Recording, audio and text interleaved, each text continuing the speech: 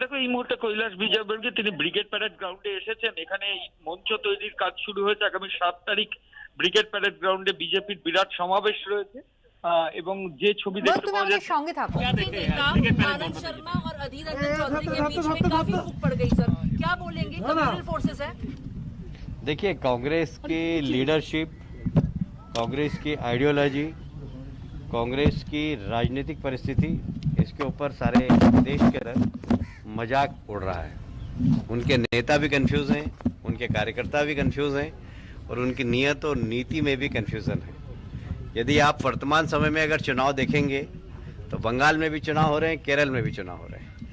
बंगाल में सीपीएम और कांग्रेस का गठबंधन है, केरल के अंदर कांग्रेस और सीपीएम आमने सामने लड़ रहे हैं। मैं पूछना चाहता हूँ, ये कांग्रेस की कौन सी राजनीति है? दूसरी बात, यहाँ कल गठबंधन होता है, इसी मंच पे सब एक साथ इकट्ठे होते हैं, मंच से उतरते ही सब अपने अपने झांझ मजीरा बजा रहे हैं। तो कुल मिलाकर सब अपने अपने अस्तित्व की लड़ाई लड़ रहे हैं। और जब व्यक्ति अपने बारे में सोचता है तो कभी भी वह गठबंधन सफल नहीं होता। वास्तव में राजनीति होती है समाज के लिए, राजनीति होती है देश के लिए। ये देश के लिए या समाज के लिए राजनीति नहीं कर रहे हैं, अपने अस्तित्व के लिए लड़ाई लड़ रहे हैं। और इसलिए इनके स्वार्थ आपस में और ऐसे गठबंधन कभी भी सफल नहीं होते। पर हमारी तो शुभकामना है कि इनका गठबंधन सफल हो और हमारा इससे हमें कोई फर्क भी नहीं पड़ता है इससे। कैलाश जी, ये माना जाता है बंगाल की राजनीति में कि असली खेल शुरू होता है।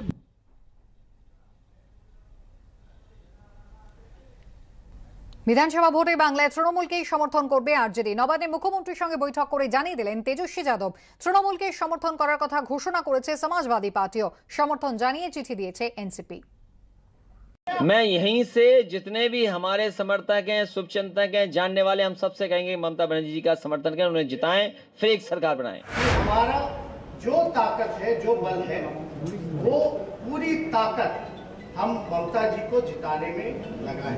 বিধানসভা ভোটের আগে মমতা বন্দ্যোপাধ্যায়কে সমর্থনের কথা জানালেন সমাজবাদী পার্টির সভাপতি অখিলেশ যাদব এবং আরজেডি নেতা তেজস্বী যাদব।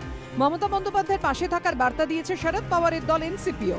এর মধ্যে তেজস্বী যাদব কয়েক মাস আগে বিহার ভোটে বিজেপির মুখোমুখি হন।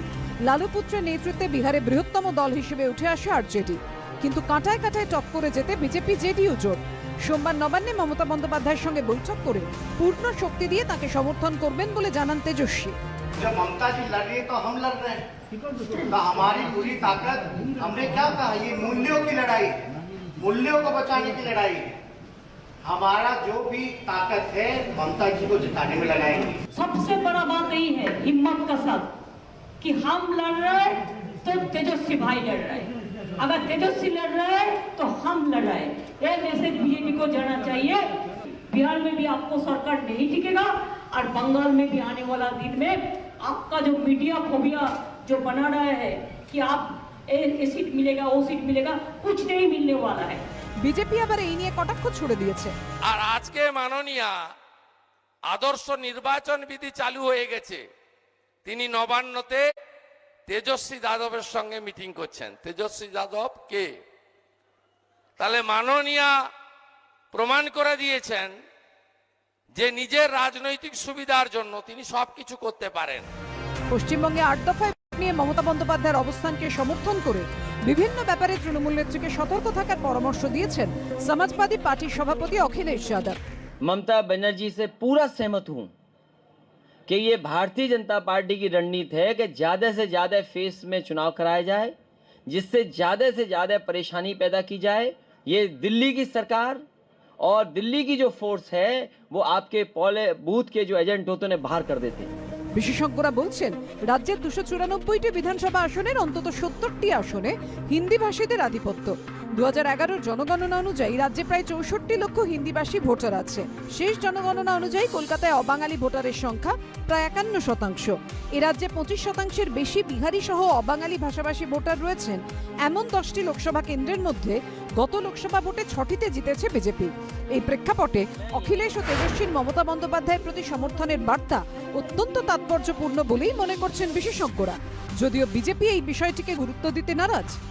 তার আগে তো তৃণমূলের এক নেতা বললেন যে গুটখাখোরদের মুখের থুতুতে আমরা কলকাতায় বাংলার লোহার জং ধরতে দেব না। তাহলে গুটকা ছেড়ে, খৈনি ছেড়ে, পান পরাগ ছেড়ে কলকাতায় এসে হয়তো বৈঠক হচ্ছে। 2019-এর লোকসভা ভোটের আগে মমতা বন্দ্যোপাধ্যায়ের উদ্যোগে বিরোধীদের ব্রিগেড সমাবেশেও উপস্থিত ছিলেন অখিলেশ যাদব, তেজস্বী যাদব এবং শরদ পাওয়ার। কিন্তু দেশে মোদী ঝড়ের সামনে বিরোধী জোট দাঁড়াতে পারেনি। এবারের বিধানসভা ভোটে বিজেপির বিরুদ্ধে লড়াইয়ে অখিলেশ, তেজস্বী, শরদ পাওয়ারের সমর্থন তৃণমূলকে কোনো সাহায্য করবে? সেই উত্তর দেবে সময়। আশাফুল হোসেন, সুমন ঘড়াই ও দীপক ঘোষের রিপোর্ট, এবিপি আনন্দ।